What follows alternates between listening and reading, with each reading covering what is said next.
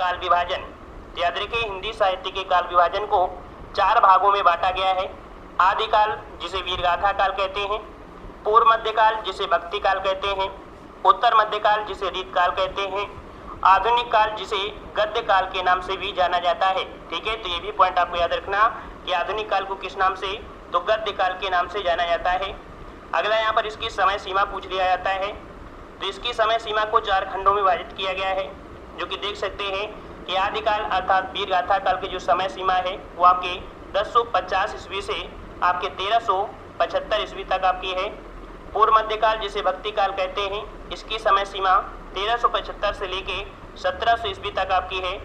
और उत्तर मध्यकाल जिसे रीतकाल कहते हैं, जिसकी समय सीमा 1700 ईस्वी से लेके 1900 ईस्वी तक आपकी है। और आधुनिक काल जिसे हम लोग गद्यकाल कहते हैं, इसकी समय सीमा आपकी कितनी है, तो आपकी 1900 ईस्वी से लेके अब तक आपकी है। ठीक है ना।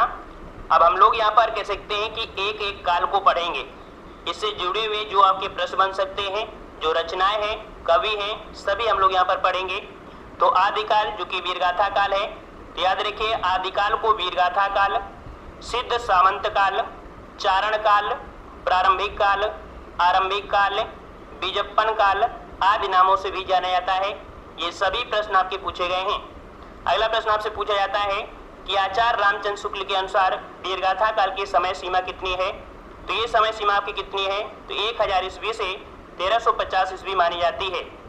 अगला पॉइंट आपका दिया है आदिकाल की प्रवृत्तियां, मतलब कह सकते हैं कि इसमें क्या क्या बातें हुई हैं।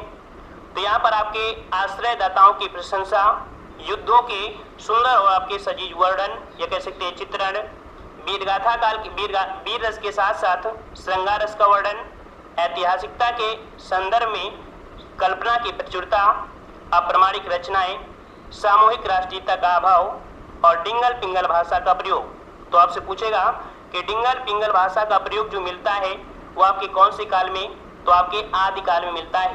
ठीक है। अब यहाँ पर आपका दिया है आदिकाल का जो नामकरण है, ये आपको पूरे यूट्यूब में जब सर्च करेंगे, गूगल में भी सर्च करेंगे, तो एक साथ आपको देखने को नहीं मिलेंगे। इसे नोट कर लीजिएगा कि आचार्य हजारी प्रसाद द्विवेदी ने आदिकाल को किस नाम से कहा है, तो आपका यहाँ पर कह सकते हैं आदिकाल ही है आपका है। आचार्य रामचंद्र शुक्ल ने वीरगाथा काल कहा है। ठीक है ना।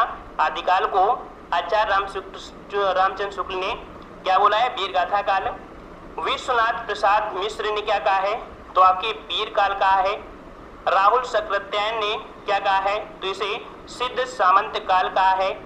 गणपत चंद्र शुक्ल ने क्या कहा है, तो आपका आरंभिक काल कहा है। मिश्र बंधु ने क्या कहा है, तो प्रारंभिक काल कहा है। महाविशाल द्विवेदी ने इसे क्या बोला है, तो आपका बीजप्पन काल कहा है।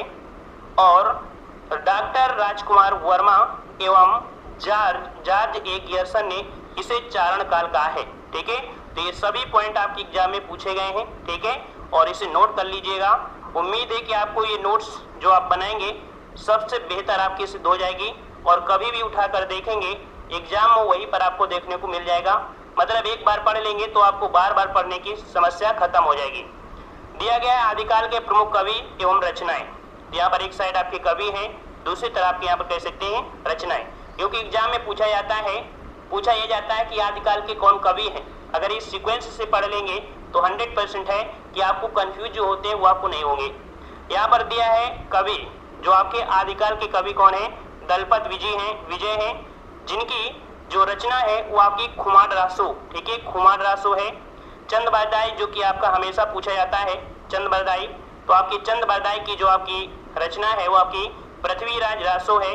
ठीक है, जो कि कह सकते हैं किस भाषा में लिखी गई है, तो ये इनकी भाषा कौन सी है, ब्रज भाषा में। ठीक है, ब्रज भाषा में है। और याद रखिए चंद बरदाई से क्वेश्चन पूछा जाता है कि हिंदी के प्रथम महाकाव्यकार कौन है, तो आपके कौन आपके हैं, तो आपके चंद बरदाई हैं। और जो ब्रजभाषा में है ये हिंदी का प्रथम महाकाव्य है। ठीक है, जो आपका पृथ्वीराज रासो है ये हिंदी का प्रथम महाकाव्य है, याद रखिएगा। अगला पॉइंट आपका है कि नरपत नाल है, नरपत नाल की रचना क्या है, तो ये आपके बीसल देव रासो। ठीक है, अगला है जगनिक, तो जगनिक जो आपका है इनकी रचना है परमाल रासो। और ये जो आपको मिलता है ये आपके आहलाखंड, याद रखिए परमाल रासो को आहलाखंड के नाम से भी जानते हैं। ये क्वेश्चन आपसे पूछेगा कि परमाल रासो को अदर किस नाम से, तो आपके आहलाखंड।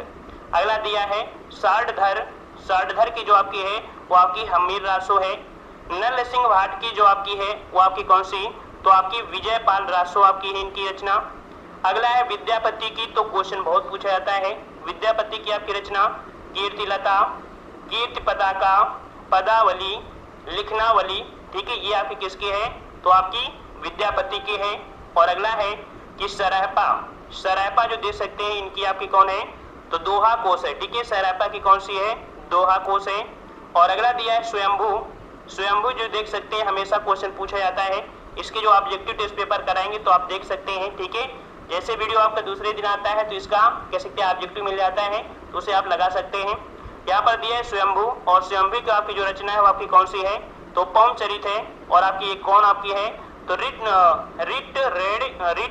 रेम चरिव, ठीक है, ये आपकी है जिसे हम लोग अरिष्ट नेम चरित के नाम से जानते हैं। अगला है केदार भट्ट या भट्ट केदार, केदार भट्ट या भट्ट केदार, जिनकी रचना का नाम क्या है, तो जयचंद प्रकाश है, ठीक है, जयचंद प्रकाश है। और नेक्स्ट आपके यहाँ पर है अब्दुल रहमान, अब्दुल रहमान की जो आपकी रचना है वो आपकी संदेश रासक है, संदेश रासक। नेक्स्ट आपका है विजय सूरी, विजय सूरी की जो आपकी रचना है वो आपकी कौन सी, तो आपकी रेवंतगिरी रास है, रेवंतगिरी रास है। और अगला है कि जिन धर्मसूरी, जिन धर्मसूरी की जो आपकी रचना है वो आपकी कौन सी है, तो आपकी स्थूल भद्र है, स्थूल भद्र। नेक्स्ट आपका है अब्दुल रहमान, तो अब्दुल रहमान की एक और है संदेश रासक, ठीक है, संदेश रासक जो आपको ऊपर है वही चीज आपका ये भी है। और देखो एक बार में नहीं रटती हैं, लेकिन इन्हें अगर थोड़ा सा कह सकते हैं कि 2-3 बार रिवीजन कर लिए जाए, ठीक है ना, थोड़ा सा केवल 10 मिनट का समय दे दिया जाए डेली, तो हिंदी में साहित्य क्या पूरा रट जाएगा, ठीक है ना। अगर आपने पूरा कंप्लीट कर दिया है, कंप्लीट करने के बाद अगर डेली आप 15 मिनट कॉपी उठा के देखेंगे तो भाई साहब आप वही देखेंगे जो आपको नहीं आ रहा है। ऐसा नहीं है कि आप वर्ड माला पढ़ने लगे, ये पढ़ने लगे, आप वही पढ़ेंगे, जब डेली उठाएंगे तो वही पढ़ेंगे जो आपको नहीं आता है, ठीक है ना। तो आप लोग डेली यहाँ पर कह सकते हैं नोट्स बनाओ और डेली 10 मिनट का समय दीजिए, और इसके बाद आप अपने अपने परिवर्तन को देखिए कितना बड़ा परिवर्तन आपको हो रहा है। यहाँ पर आपका आ गया है पूर्व मध्यकाल, जिसे हम लोग भक्ति काल के नाम से जानते हैं, जिसका समय क्या है, तो आपका 1375 से 1700 ईस्वी आपका है। तो यहाँ पर याद रखिए भक्ति शब्द की व्युत्पत्ति जो आपकी हुई है वो आपकी किससे हुई है, तो आपकी भज धातु से हुई है, ठीक है, भज धातु से हुई है। और भक्ति शब्द का सर्वप्रथम जो उल्लेख मिलता है वो आपकी किस में मिलता है, तो आपकी श्वेता श्वेतर उपनिषद में आपको मिलता है। याद रखिए भक्ति शब्द का सर्वप्रथम जो उल्लेख मिलता है तो श्वेता श्वेतर उपनिषद में आपका मिलता है। अगला पॉइंट आपका है कि भक्ति सूत्र के आदि प्रणेता आपके कौन है, तो आपकी आदि प्रणेता आपके कौन है, तो आपके नारद मुनि को माना जाता है, आपके माने जाते हैं, ठीक है ना। नेक्स्ट पॉइंट आपका दिया है कि हिंदी साहित्य में भक्ति आंदोलन का प्रारंभ दक्षिण भारत के अलवार संतों की परंपरा से जुड़ा हुआ है, ठीक है। जो आपकी भक्ति आंदोलन है तो भक्ति आंदोलन का जो परंपरा है ये आपके दक्षिण भारत के आई है, किसके माध्यम से, तो जो आपके अलवार आपके भक्त हैं। अब इन अलवार भक्तों की संख्या 12 मानी जाती है। क्वेश्चन पूछेगा कि अलवार भक्तों की संख्या कितनी है, तो आपकी कितनी है भाई, तो आपकी 12 माना जाता है। 12 अलवार भक्तों में प्रथम भक्त आपके कौन है, तो आपके नम्मलवार या जिन्हें हम बोलते हैं षडकोश माने जाते हैं, ठीक है। 12 अलवार भक्तों में प्रथम आपके कौन है, तो ये आपके प्रथम आपके कौन से, तो आपके नम्मलवार या षडकोश माने जाते हैं। अगला है कह रहा आपसे जबकि महिला भक्तों में अंडाल का प्रमुख नाम जो आपका है प्रमुख है, ठीक है। महिला भक्तों में अंडाल का नाम जो है वो आपका प्रमुख है, जिन्हें दक्षिण भारत का मीरा कहा जाता है। याद रखिए अंडाल को दक्षिण भारत की मीरा के नाम से जाना जाता है।